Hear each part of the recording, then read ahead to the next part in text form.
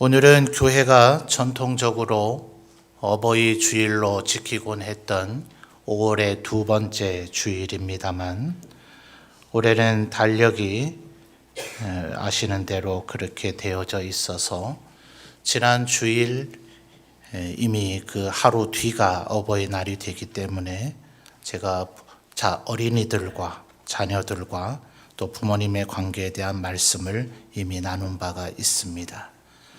그래서 오늘은 바로 내일이 스승의 날이기 때문에 우리는 어떤 스승이 되어야 하며 또 어떤 스승을 따라야 할 것인가에 대한 말씀을 나누고자 합니다.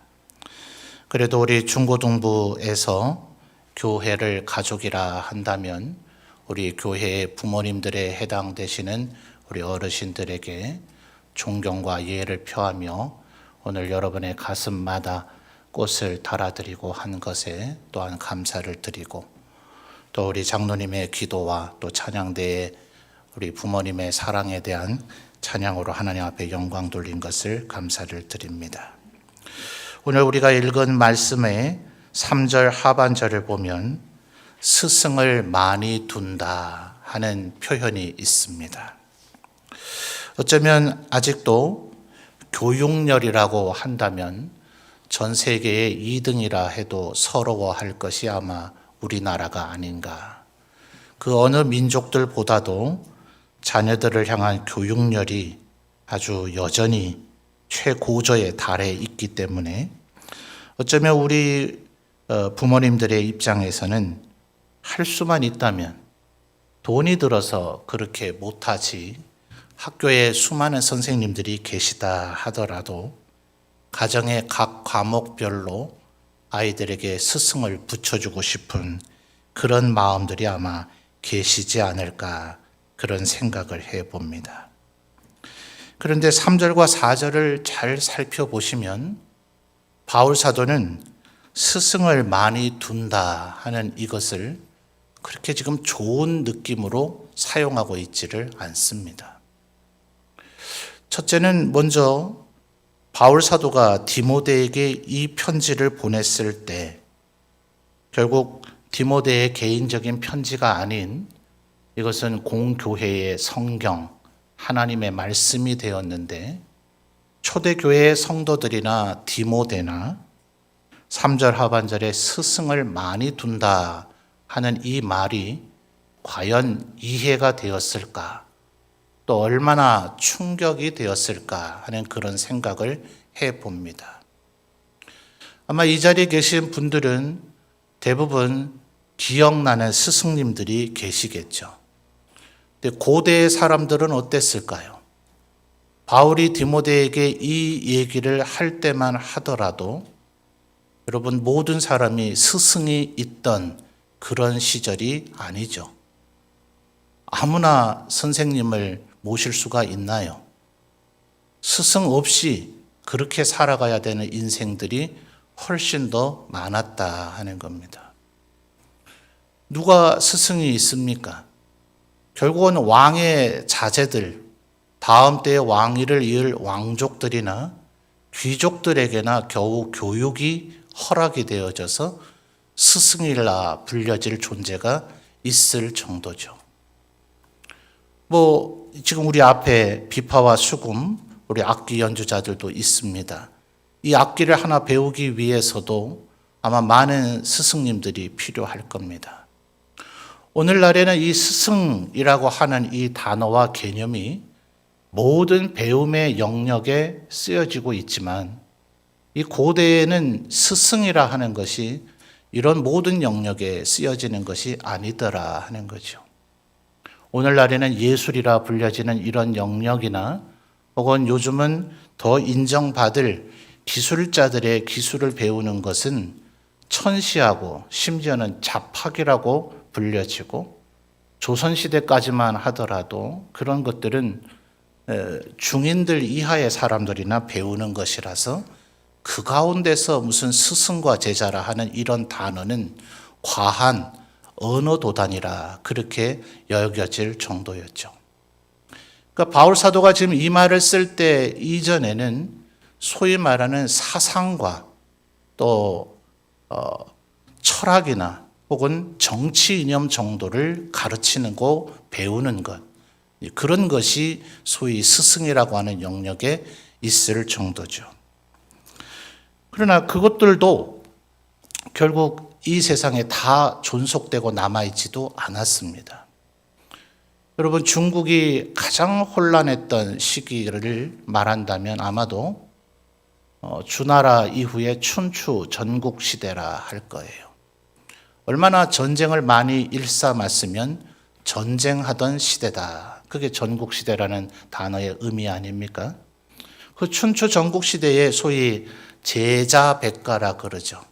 중국인들은 위대한 스승을 뒤에 자자를 붙여서 공자네, 맹자네 이렇게 불려집니다만 결국 얼마나 많았으면 그렇게 스승이라 불려지는 이들이 백가, 제자 백가라고 표현할 정도로 나라가 세상이 혼란할 때일수록 이래야 된다. 인간은 이런 도리를 따라야 된다. 이래야 세상이 평화롭다. 이롭게 되어진다. 온갖 이야기들을 했지만 결국은 정치 이념으로 채택된 한두 개의 사상 외에는 여러분 또 다른 제자들이 누가 있었는지 기억이나 하십니까? 그들의 가르침이 뭐였는지 기억이나 하세요? 전혀 우리의 뇌리 속에 기억되지도 않는 그런 존재에 불과하더라 하는 거예요. 그러니 바울 사도가 디모데에게 이 얘기를 할 때만 하더라도 스승을 많이 둔다. 이건 정말 언어 도단이에요. 나는 스승님을 모셔본 적이 없는걸요. 그런데 스승을 많이 둔다 하는 이 얘기를 바울 사도가 하는 이유는 무엇일까요? 여러분 3절 첫 단어의 시작을 보십시오. 3절의 시작 뭐라고 얘기합니까? 때가 이르리니. 그러니까 바울 사도가 이 얘기를 할 때에 그 즉시 이런 일들이 이루어진 것은 아니고 언젠가 때가 되면 이럴 때가 될 것이다 라고 미래의 일을 사실은 염두에 두고 이야기를 한 것입니다. 물론 그렇다 하더라도 초대교회 때에도 이 얘기가 여전히 가치가 없는 얘기였는가, 오직 미래의 일을 염두에 두기만 한 것인가 하면 그렇지는 않죠. 당시에 예수 믿는 사람들에게는 단순히 오늘날과 같은 무슨 종교의 자유라 하는 영역 속에서의 내가 신앙을 가질 것인가 말 것인가의 정도의 수준이 아닌 거죠. 313년이 되기 전까지 기독교는 왜 그리 무수히 많은 박해와 순교를 강요당해야만 했습니까? 그것은 로마 제국의 가르침과 정면으로 배치됐기 때문에 그렇습니다. 로마 제국 안에서 로마 시민으로 혹은 피지배 계층으로서 바울 사도처럼 로마 시민권은 없더라도 정복당한 피정복민으로 살아간다 하더라도 로마 제국의 가치와 로마 제국의 법률에 따라 살아갈 수밖에 없는 것인데 예수님의 가르침은 그것과 정면으로 배치되기 때문에 그렇습니다. 그러니 예수를 믿는다 하는 것은 단순히 내가 예수 믿고 내 죄 사함을 받고 천국을 가겠다는 그 영역에만 머물러 있는 것이 아니라 현생 그들이 살았던 로마 시대의 그 시대를 살아가면서 나는 로마의 가치를 따라 살 것이냐 아니면 예수님의 가르침을 따라 살 것이냐 하는 최소한 양단 간의 둘 중에 하나는 결단을 내려야 했던 것이다 하는 거예요. 그러니 바울 사도가 지금 염두에 두고 있는 것은 뭘까요? 교회의 일원이 되기를 바라기는 했지만 예수님으로 인해서 죄 씻음을 받고 영원한 생명을 얻고 천국에 가기를 원했지만 여전히 가치관은 로마의 가치관을 따라서 남들을 억압하고 남들 위에 군림하고 이 세상에서도 돈과 명예와 권력을 갖고자 했던 이들이 초대교회 때에도 얼마나 많았을까요? 바울 사도가 교훈하고 훈계하고 가르치다 안 돼서 그를 교회 밖으로 쫓아내고 내가 그를 사탄에게 내주었다라고까지 표현할 정도였어요. 이것은 현대적으로 말하면 교회의 가르침에 끝내 불순종하는 자를 징계해서 교회 밖으로 쫓아냄으로써 그가 회개하고 돌아올 마지막 기회를 주는 절차를 한 것으로 신학자들은 봅니다. 그러니 초대교회 때에도 사실은 스승을 많이 둔 이들이 있었기 때문에 이미 이와 같은 일들이 벌어지고 있으니 디모데 너는 이것에 흔들리지 말고 네 직무를 잘해야 된다라고 지금 가르치고 있는 것입니다. 그러나 디모데 시대에 비해서 오늘 이 시대는 어떻습니까? 말씀드렸듯이 고대에는 왕족이나 귀족들 외에는 배울 수가 없으니 사실은 이런 것을 가리켜서 근대까지도 이어졌던 지배층들의 우민 정책이라 그러죠. 일부러 글자 안 가르칩니다. 세종대왕이 한글을 만들어 놓으면 뭐해요? 일부러 국민들에게 그것을 가르치는 일을 장려하지 않습니다. 외국인들도 깜짝 놀라잖아요. 이런 언어는 처음이다. 정상적인 IQ, 정상적인 의지, 정상적인 열정만 가지고 있으면 반나절이면 읽고 쓰는 것이 가능한 언어가 한글이다. 이렇게 과학적으로 우수한 언어가 있을 수 있는가? 현대 여러 외국인들이 이렇게 얘기하는데 우리 민족은 그 한글을 만들어 놓고도 500년 이상 90% 이상의 문맹률을 여전히 견지하고 있었어요. 선교사님들이 와서 한글로 성경을 번역하고 성경을 배포하고 지금 신미란 선교사님이 그렇게 하는 것처럼 그리고 그 성경을 읽도록 하기 위해서 한글을 가르쳐 줌으로 비로소 한글의 가치가 되살아난 거예요. 그 이전에는 지배층들은 언제나 어느 나라든 어느 민족이든 예외 없이 우민 정책을 했습니다. 백성은 어리석어야 군소리 않고 지배층이 가라면 가고 서라면 서고 죽으라면 죽는 말까지도 듣는 존재가 된다. 그렇게 생각을 한 거죠. 근데 지금은 어떻습니까? 여전히 지금도 전 세계에 전혀 교육의 혜택을 받지 못하는 사람들도 있기는 하지만 그래도 대부분의 나라들이 소위 교육을 국가의 의무로 지정을 해놓죠. 우리도 초등학교 과정만 의무 교육으로 하다가 지금은 중등과정 이상으로 그것이 상승됐지 않습니까? 그 아이가 어떠하든지 가정 형편이 어떠하든지 국가가 오히려 의무를 가지고 교육해야 된다는 이런 시대에 달해 있고 지금은 정보라는 것은 절대로 통제될래야 통제될 수 없죠. 그 누가 정보를 막을 것입니까? 소위 인터넷이라고 하는 것과 사람들의 손마다 주어져 있는 이 PDA 단말기라 할 스마트폰에 의해서 모든 전 세계의 정보가 이제는 동시 번역까지 되어져서 번역의 수준이 굉장히 이제는 높아져 가죠.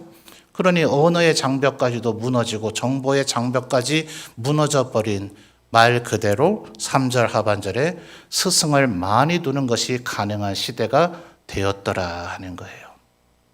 그런데 왜 바울 사도는 이것을 좋지 않은 어투로 얘기하고 있는가? 자, 여러분 3절을 여러분이 다시 한번 읽어봐 주시겠습니까? 3절입니다. 시작.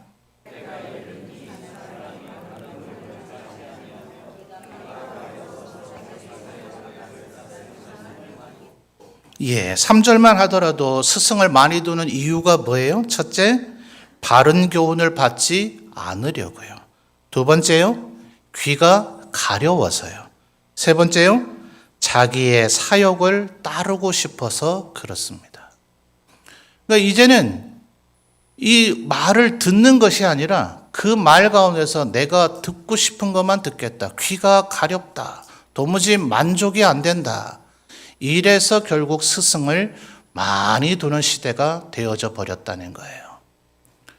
아니 우리 부모님들이 원하는 것처럼 스승을 많이 둬서 아이가 학문에 놀라운 진전이 있으면 얼마나 좋겠어요. 그러나 이것은 결국 스승을 많이 두는 것이 아니라 실상은 그 어떤 이도 자신의 스승이 되지 않고 그 누구의 말도 듣지 않는 그런 상황을 지금 바울 사도는 묘사하고 있는 겁니다.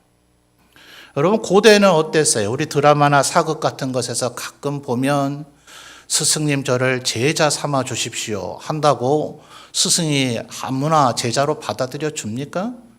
너 같은 놈은 내가 제자로 받아들일 수가 없다 하면 제발 저를 받아주십시오. 받아주지 않으시면 저는 절대로 떠나지 않습니다 하면서 비가 내리든 눈이 내리든 몇 날 며칠을 마당에 무릎 꿇고 앉아 있다가 비질도 하고 음식도 장만해서 겨우 제자로 이제 허락이 되는 그런 모습을 우리가 종종 보게 되잖아요.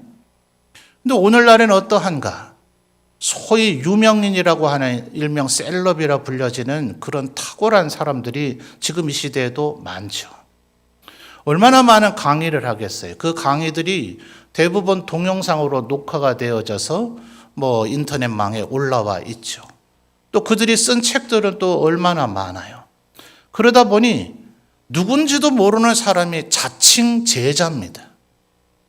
그 강의를 하신 그 탁월한 학자가 한 번도 얼굴도 본 적도 없고 제자로 삼은 적도 없는데 자기가 나는 누구의 가르침을 따른다, 누구의 제자다 이렇게 자처하는 자들이 많아져 버린 시대를 우리가 살고 있어요.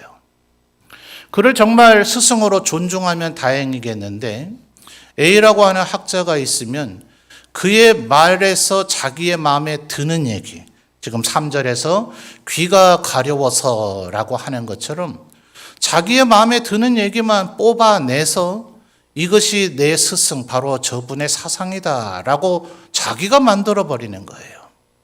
근데 이분이 그런 얘기만 하겠냐고요. 결국 자기가 선호하던 그런 얘기와 배치되는 얘기를 하면 스승이라고 했던 그 사람을 찾아가서 테러를 가하기도 하고 심지어는 살인까지도 하는 일이 벌어지는 것이 지금의 현실입니다. 진정한 스승이 없는 거예요. 끊임없이 자신의 삶에 필요한 얘기들만, 자기가 원하는 얘기들만 듣고자 하는 태도, 바로 이것이 이런 때가 이를 것이다 라고 바울 사도가 이야기하고 있는 거죠. 여러분 4절 말씀을 보면 그렇게 되는 또 근본적인 원인이 뭡니까? 자, 4절을 여러분이 또 한번 읽어주실까요? 시작.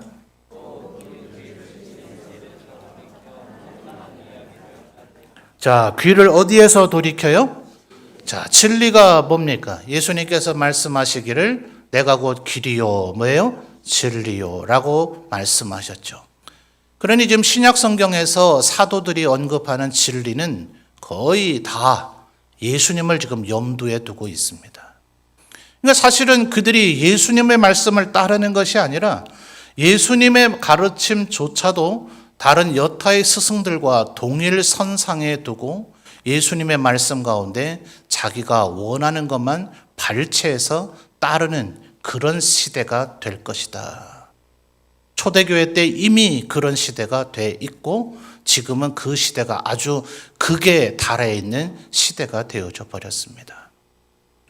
어쩌면 우리 교회 안에 스승이라 여겨질 만한 분들이 있을 거예요. 가장 기본적으로는 주일학교의 선생님들, 또 연세가 많으신 분들은 내가 원하지 않는다 하더라도 필연적으로 다음 세대들의 스승적 역할을 할 수밖에 없습니다. 또 교회의 직분이란 그렇죠. 목사든 장로든 집사든 권사든 사실은 이건 신분도 아니요. 그리스도의 몸인 하나님의 교회를 섬기는 어떤 특정한 역할에 따른 구분입니다.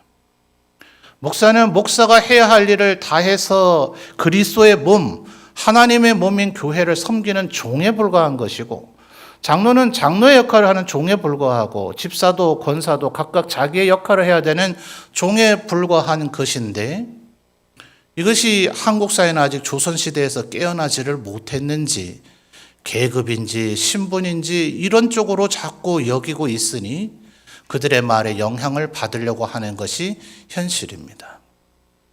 그러니 만약 교회 안에 스승적 역할을 하는 사람들이 있다면 혹은 내 스스로가 스승이라고 여기고 있다면 먼저 5절의 말씀을 명심하여야 될 일이에요. 자, 5절 말씀을 여러분이 또다시 한번 읽어볼까요? 시작.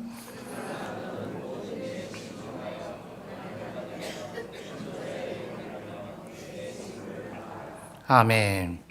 자, 3절과 4절의 상황이 뭡니까?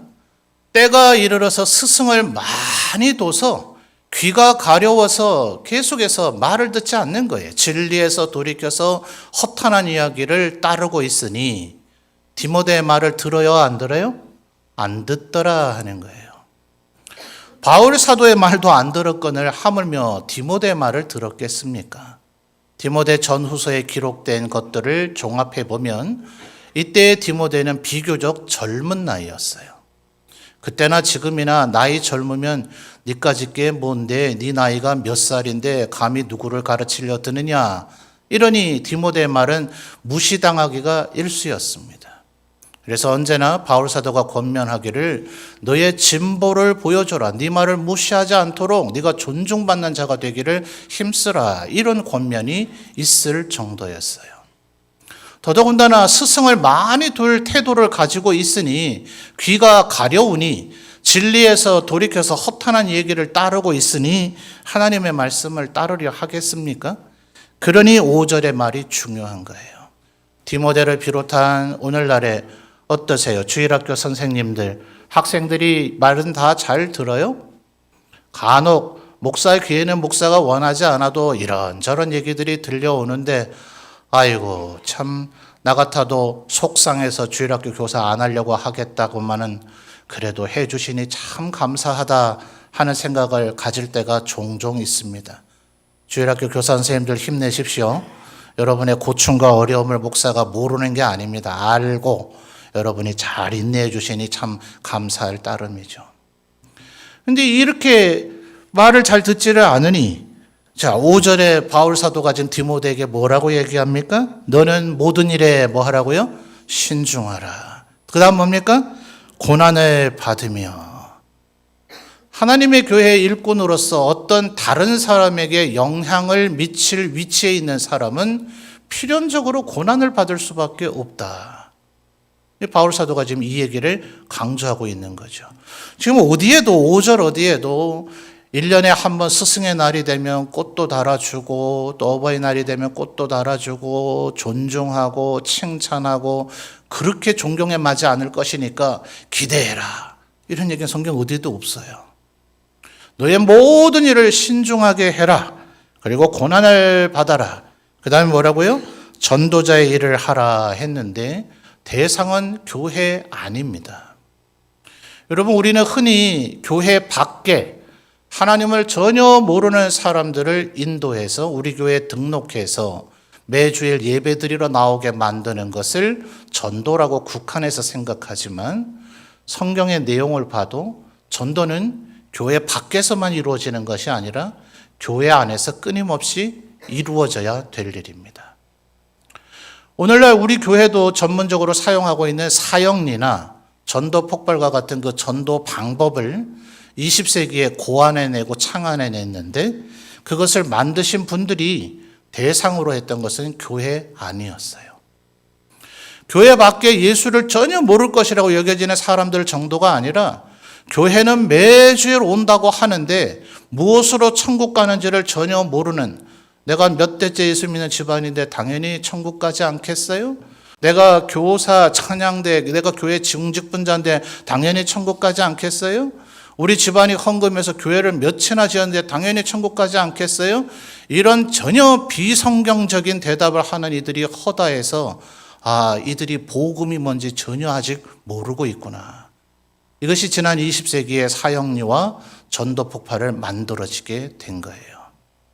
그래 여러분 기억하십시오. 우리 교회 안에 우리와 함께 예배드리고 있는 이들이 생각해 보세요. 에베소서 2장의 표현대로 본질상 진노의 자녀였던 것이 우리의 원래 상태였는데 예배당 문을 통과해 들어와서 그저 1시간 예배 드린다고 우리가 갑자기 천사와 같은 하나님의 백성으로 바뀌겠습니까? 그렇지 않아요.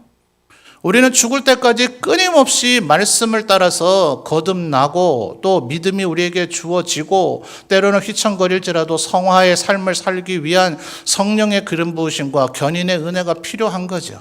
마치 오뚜기와 같이 쓰러졌다가 또 일어났다 쓰러졌다 또 일어났다를 반복하는 것이 우리의 신앙의 삶이라 하는 거예요. 그러니 여러분, 교회 안에서 늘 좋은 일만 있을 것이라는 꿈을 깨십시오. 바로 우리 교회 안에서 우리는 때로 시험에 듭니다. 교회 안에서 갈등과 다툼을 경험합니다. 그게 정상입니다. 교회 안에서 그런 일이 생기니까 내가 시험 들었다, 마음에 상처받았다. 그것은 마치 아직 갓난아기가 울부짖는 것과 같은 거예요. 그건 너무나 당연한 일이거든요. 저희 아들 스키놈 이제 다 컸습니다만은 한 놈은 해병대도 다녀오긴 했지만 어릴 땐 또 얼마나 푸시러웠는지 몰라요. 그저 무릎이나 팔꿈치 같은데 조금만 스크래치가 나서 아직 피방울이 그저 조금 피부에 맺혔을 정도예요. 피가 뚝뚝 떨어지지도 않았어요. 그런데도 곧 죽을 것처럼 울어댈 때가 어린 시절에는 종종 있었거든요. 교회 안에서 내가 시험 들었다, 상처받았다 하는 것은 아직 이 교회의 본질이 뭔지를 모르는 겁니다. 그래서 칼빈은 우리에게 그렇게 가르쳐 줬죠. 교회는 유형의 교회와 무형의 교회로 나눠진다. 우리의 눈에 지금 이 보여지는 형태가 보여지는 이 유형의 교회는 지상에 있는 교회로서 여전히 전투하는 교회이다.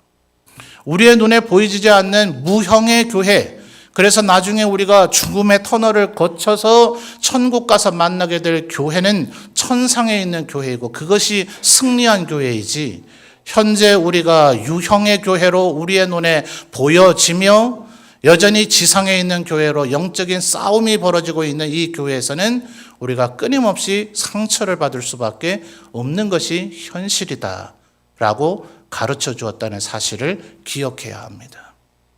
그러니 조금이라도 앞섰다 싶은 사람들은 이 5절의 말씀, 모든 일에 신중하고 고난을 받으며 전도자의 일을 하고 내 직무를 다하는 이것을 우리가 서로에게 끊임없이 해서 함께 이 천국의 길을 잘 걸어갈 수 있도록 하는 것, 이것이 교회 안에 스승된 자들의 도리다 하는 거예요.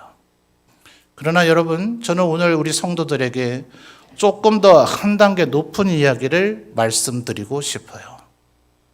예수님께서 복음서에서 이렇게 얘기하셨습니다. 너희는 랍비라 불려지기를 바라지 마라. 오직 랍비, 선생님이죠. 선생님은 오직 한 분이시니 너희는 모두 형제다 라고 말씀하셨다는 사실을 기억해야 합니다. 왜냐하면 바울 사도도 이야기하기를 내가 그리스도를 본받은 것처럼 너희는 나를 본받으라 그랬어요. 누가 이 말을 할 수 있겠습니까? 저는 목사 안수 값 받았을 때 후배 전도사가 앞에 말은 다 빼버리고 과감하게 자기를 본받으라고 설교하는 것을 보면서 경악을 금치 못하겠더라고요. 그 친구 저한테 교회 일을 하면서도 부족한 것이 많아서 늘 혼나곤 했던, 평신도 시절도 같이 보냈던 후배인데, 야, 용감하면 무식하다더니 저렇게 용감할 수가 있구나. 성도들은 혹시 좋은 모습만 봤으니 그 말에 혹해서 그를 본받으려고 할지 모르겠으나 교육자들끼리는 여러분이 모르는 걸 좀 서로 알지 않겠어요? 그의 단점과 연약한 모습을 낱낱이 알고 있는데 어떻게 저렇게 담대하게 말할 수 있을까? 바울의 그 말을 절대 오해하지 말아야 합니다. 내가 예수 그리스도를 본받은 것처럼.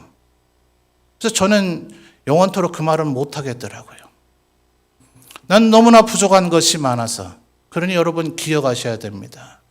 현대에서 3절 하반절에 이 스승을 많이 두는 것은 우리들 가운데 스스로 스승되고자 하는 이가 얼마나 많은가. 자기의 영향권 아래 두고 자기의 말에 영향을 받고 자기의 말에 따라 움직이는 사람이 있는 것을 대단한 명예인 줄 여기는데 하나님 앞에 심판받을 것입니다. 목사조차도 절대로 스승이 되고자 해서는 안 되고, 예수님 뭐라 얘기하셨다고요? 너희는 절대로 랍비가 되려고 하지 말라. 스승은 오직 한 분밖에 안 계시니 너희는 오직 형제에 불과하다 하셨다는 것을 기억해서, 오늘 내일이 비록 스승의 날이라서 스승과 관련된 얘기를 하며 또 주일학교 교사들을 제가 격려하기는 하지만 우리의 바른 정체성은 목사든 장로님이든 안수집사님이든 권사님이든 또 주일학교 교사든 구역장이든 권찰이든 전도회 회장이든 임원이든 간에 우리의 역할은 우리의 참된 스승이신 예수님을 닮아가도록 돕는 자에 불과하다는 것. 그분께로 인도하는 역할이 우리의 역할의 한계라는 것을 잊지 말아야 됩니다. 스스로 스승되고자 하는 자 하나님 앞에 버림받을 거예요. 그러니 오직 우리의 스승은 오직 예수 그리스도 하나님 그분 한 분밖에 없다는 것을 기억하며 오히려 다만 우리가 해야 되는 것은 5절에 뭐라고요? 전도자의 일을 해야 된다. 아직도 복음이 무엇인지 모르는 이들이 교회 안에도 얼마나 많은지 몰라요. 여러분 어떤 말씀을 주로 보십니까? 복음서를 좀 많이 정독을 하십시오. 어떤 이들은 서신서를 좀 많이 봅니다. 그런데 이 말을 여러분이 신중하게 듣기나 하셔야 되는데 이제 신학자들은 이런 연구까지를 하는 것이 그들의 역할이기 때문에 그들은 이런 얘기를 합니다. 바울이든 베드로든 또 야고보든 요한이든 그들은 어쩌면 예수님의 가르침을 조금 둔화시키고 평준화시키고 약화시킨 것 같다라고 주장하는 신학자들이 있어요. 그들의 시각은 그들의 얘기가 맞다는 얘기가 아닙니다. 그들의 시각은 그렇게 볼 수도 있는데 성경은 일관된 얘기를 언제나 하죠. 그리고 보다 보편적인 원칙은 계시의 점진성이라고 하는 원칙이 있어요. 이것은 창세기로부터 계시록에 이르기까지 점점 하나님의 말씀이 선명해진다. 그래서 창세기보다는 예컨대 창세기 3장 15절을 보면 여인의 후손이 뱀의 후손과 원수가 된다. 소위 원시복음이라는 것이 나타나죠. 우리는 이제 성경 전체를 공부하니 그 여인의 후손이 누구신지 그 뱀의 후손과 원수가 돼서 발 뒤꿈치를 상하게 하나 여인의 후손이 그 뱀의 후손의 머리를 박살내 버릴 것이라는 그 말씀의 의미가 뭔지를 우리는 알죠. 그러나 만약 창세기만 읽었다면 그 내용의 진위를 파악하기란 참으로 쉽지 않았을 거예요. 이런 것처럼 계시록을 향해 가면 갈수록 계시는 점점 선명해진다. 이것이 성경에 대한 보다 보편적인 원칙입니다. 그러나 신학자들이 그렇게 얘기하는 이유는 사도행전 뒤로부터 나타나는 서신서보다는 복음서가 훨씬 더 적나라한 예수님이 정말 우리에게 무엇을 원하신지를 얘기하고 있는데 여러분 오병이어 얘기 이런 거 아닙니다. 풍랑을 잔잔케 하셨다 겨우 이 정도 얘기하려는 것이 아닙니다. 예수님께서 밤에 바다 위를 걸어오셨다 이 정도 얘기가 아니란 말이에요. 그 정도 얘기는 이제 주일학교 애들이 아는 걸로 족하죠. 주일학교 애들이 가을에 하는 성경 고사대에서 답이나 쓰면 족할 일입니다. 예수 믿은 지 오래된 이들이 겨우 그 스토리 파악하는 것 가지고 내가 예수님의 말씀을 안다 할 수 있겠어요? 예컨대 마태복음 5장에서 7장까지 이어지는 산상복음이라든지 또 누가복음에 나타난 평지복음이라든지 요한복음 13장에서부터 17장까지 이어지는 발을 씻어 주시고 그리고 대제사장적인 기도를 하시기까지 마지막 하셨던 그 수많은 말씀들 또 예루살렘에 입성하셔서 마지막 한 주간 성전을 뒤집어 엎으시고서는 소위 논쟁의 날이라고 불려지는 그날 수많은 대화에 대답을 해주신 예수님의 그 말씀들은 우리가 읽으면 정말 우리의 머리카락이 곤두서지고 내 온몸에 세포가 깨어나는 듯한 두려움을 갖게 하죠. 주님은 우리 대신 십자가에 달려 죽으시긴 하셨지만 마지막 심판의 날들을 향해서는 한결같이 내가 너희들이 행한 대로 갚으리라 얘기하고 있다는 말씀을 기억해야 될진데 이 양면성의 동전의 팽팽한 긴장 그러면 성경은 다른 얘기를 하고 있는 것인가? 아니요. 내가 거룩하니 너희들은 내 앞에서 행하여 완전하라 하시니가 하나님이시라는 것을 기억해야 합니다. 믿음이 있는 자, 성령께서 우리를 역사하는 자. 여러분 무엇을 위해서 여러분의 목숨을 걸고 있습니까?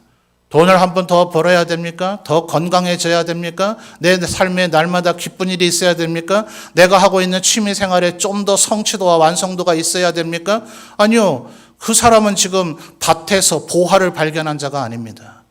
밭에서 보화를 발견한 자는 어찌한다고요? 자기가 가지고 있는 모든 것을 다 팔아 그것을 얻고자 한다. 천하 모든 것을 얻는다 한들 네 생명을 잃으면 그것이 무엇이 유익하겠는가? 여러분, 여러분의 영원한 생명을 얻기 위해서 경주하고 계십니까? 천국을 향한 이 길을 달려가고 계십니까? 내가 성령의 온전한 다스리심을 받는다면, 성령이 완전히 나를 지배해 버린다면, 충만한 상태로 나를 다스리신다면 나는 말씀을 순종할 수 있다고 성경은 얘기하고 있는데, 언제까지 마음에는 원이로 돼 육신이 약하다는 변명만 하고 있을 겁니까? 마치 나는 못하니까 예수님께서 구원하여 주실 것이다 라는 것은 지금도 여전히 예수님을 또다시 십자가에 못 박겠다고 하는 것과 다를 바가 없는 것입니다. 이미 주님은 우리를 위해서 죽으셨습니다. 그리고 부활하셨고 우리에게 성령을 주셨습니다. 그 성령의 다스리심을 받으면 너희에게 이 말씀은 어려운 것도 아니요 너희가 지키지 못할 것이 아니라고 하셨습니다. 이런 말씀을 우리가 직면하게 된다면 우리는 정말 주님 앞에 겸손히 낮아질 수밖에 없을 거예요. 우리들 가운데 그 누구도 내가 스승임내 할 수가 없을 겁니다. 여전히 스승 대신 주님의 가르침을 온전히 순종하지 못하는 나 자신을 발견하는 것, 그것이 오히려 스승의 날이라 하여 누군가에게 격려와 존경과 칭찬을 받기보다는 주님 앞에 겸손히 엎드리는 것이 우리에게 더 유익할 것이다 하는 것입니다. 나는 혹시 많은 스승을 두려워하고 있지는 않았던가? 유일한 스승이신 그리스도의 말씀에 나는 복종하고 있는가? 죽기까지 순종했는가? 계시록에서 7교회를 향해 말씀하면서 뭐라고 얘기합니까? 죽도록 충성하라. 죽기까지 충성하라. 죽을 때까지 충성하라는 의미입니다. 충성한 자는 하나님 나라에서 면류관을 얻게 될 것입니다. 오직 예수 그리스도만이 유일한 스승임을 기억하여 그분의 말씀을 순종하기를 더욱 힘쓰고 애쓰시는 우리 모든 성도들이 되시기를 바랍니다.